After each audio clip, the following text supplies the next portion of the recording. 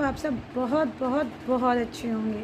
चलिए आज बात करते हैं इस बारे में कि मैंने देखा है कि बहुत सारी महिलाओं की, बहुत सारी यानी बहुत सारी महिलाओं की शिकायत होती है कि उनके हस्बैंड्स पहले तो उन्हें बहुत प्यार करते थे, लेकिन अब नहीं करते। अब वो वैसी उनकी केयर नहीं करते जैसी कि पहले किया करते थे। तो आज का टॉपिक यही है, इसी पर बात करेंगे।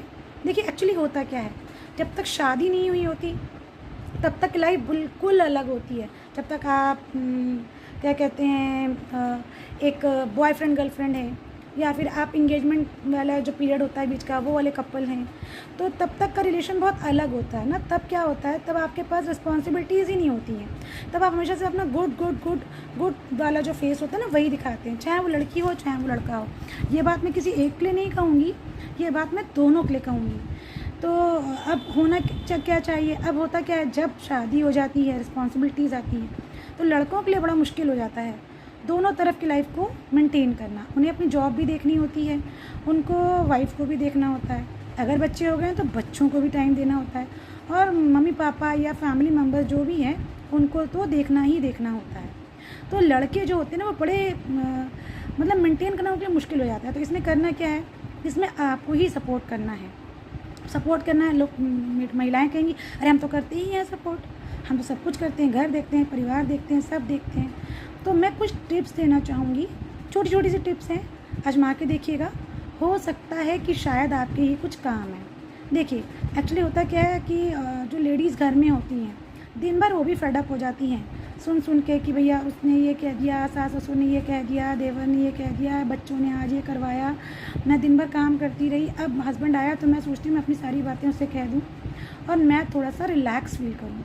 हस्बैंड बाहर से आया है तो वो भी ये सोचता है कि यार अब मैं घर चल रहा हूँ, दिन भर तो किच किच किच किच मैंने ऑफिस में या दुकान में या बिज़नेस में की, अब कम से कम घर चल के तो मैं सुकून से बैठूँगा, शांति से बैठूँगा, फैमिली के साथ बैठूँगा, नहीं तो आप अपना मी टाइम निकालूँगा।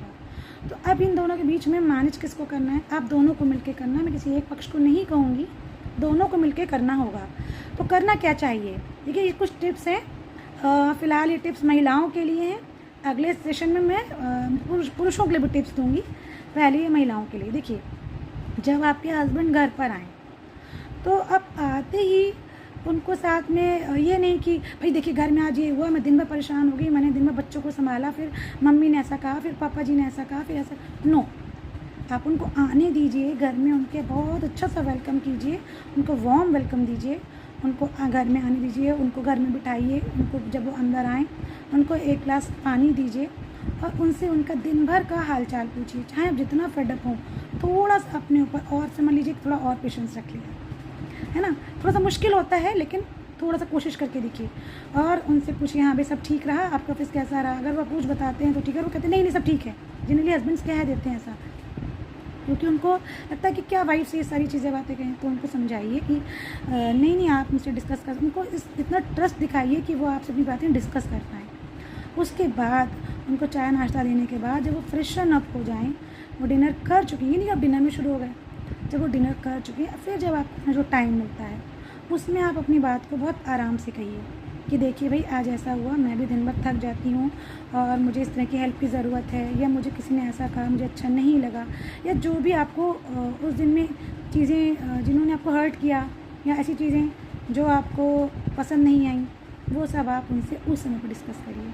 उसके बाद क्यों, क्योंकि उसका तो आपको सोना होता है, लेकिन उसमें भी बहस करने से बचिए। और मान लीजिए इन केस अगर उन्होंने शायद आपको उतना सपोर्ट नहीं दिया जैसा आप चाह रही थी और आपकी बहस हो जाती है या थोड़ा सा हार्श चीज़ें वहाँ पे हो जाती हैं, तो आपको क्या करना है, आपको सोने से पहले, इससे पहले कि आपके हस्बैंड को नींद आ जाए, आप लोग सो जाएं, आप लोग लेट जाएं, आपको अपने उस मैटर को सॉर्ट आउट करना ही करना है।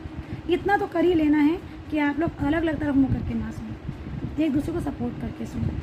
बहुत ज़रूरी है ये, क्योंकि एक बार अगर कोई बात रात तक खिंच गई तो वो बात खिंचने लगती है और टेंशन बढ़ने लगती है। कपल हैं आप, साथ ही चलेंगे, तो टेंशन करके चलाने से क्या फ़ायदा है ना। देखिए बहुत आसान नहीं होता कि रिश्ते चलाना या रिश्ते तोड़ना, दोनों में ही मेहनत लगती है। तो प्लीज़ प्लीज़ प्लीज़ पहले अपने उस मुद्दे को सॉर्ट आउट करिए, एक दूसरे के साथ समय दीजिए और उसके बाद सोइए। ये नहीं कि झगड़ा करके सो गए, नो, झगड़ा करके तो सोना ही नहीं है।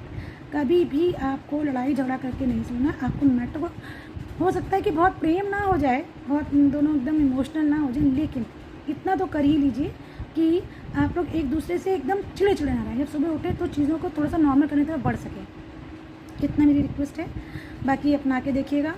और अगले सेशन में हम बात करेंगे कि जैसे बहुत सारे वाइफ्स कहती हैं ना कि हमको बड़ा बुरा लगता है, हम कैसे अपने हस्बैंड को खुश रखें, हस्बैंड हमसे खुश नहीं रहते हैं और हमारे हस्बैंड हमेशा हमसे नाराज़ रहते हैं, वो दूसरी लड़कियों को ज़्यादा देखते हैं, इस टाइप की भी दिक्कतें होती हैं। तो अगले ब्लॉग में इसी पर बात करेंगे हम। तब तक के लिए प्लीज़ कमेंट के माध्यम से बताइए आपको कैसी लगी मेरी बातें और कैसा लगा मेरा ये ब्लॉग, और आप नेक्स्ट क्या जानना चाहते हैं। Please comment and share my channel and subscribe my channel. Bye.